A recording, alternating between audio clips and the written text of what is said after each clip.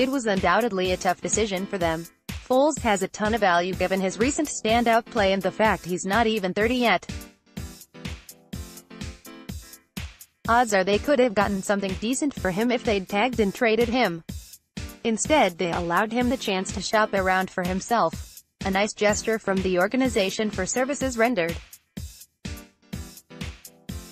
However, this situation actually adds a bit more complexity, with Foles having a far greater say in the matter than a trade would have. It was easier to pick out the teams with the means and motive to potentially make a deal for the former Pro Bowler and Super Bowl MVP. Now all teams with QB needs potentially has a chance to make a play for him.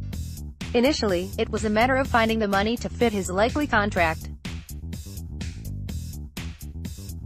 With him calling the shots to a greater extent, they'll have to sell him more on why he'll have success there.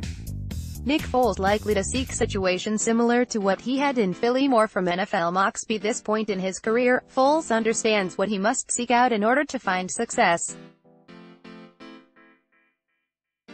He made mistakes in the past. His goal this time won't just be about the money. It will be about fit.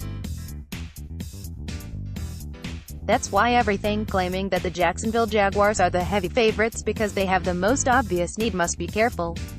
It's better to ask the question, are they a good fit? That can be called into question.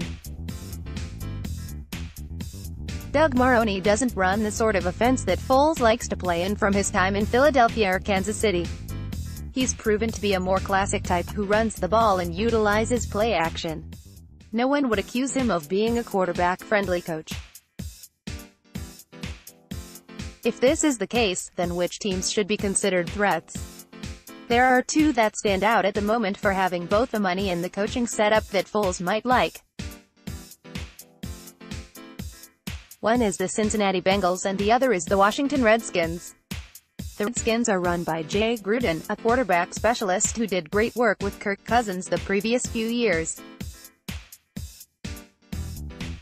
Washington is in dire need of a QB after Alex Smith's injury, and Foles would be somebody they'd covet for obvious reasons. The Bengals now have Zach Taylor, a former quarterbacks coach, in charge.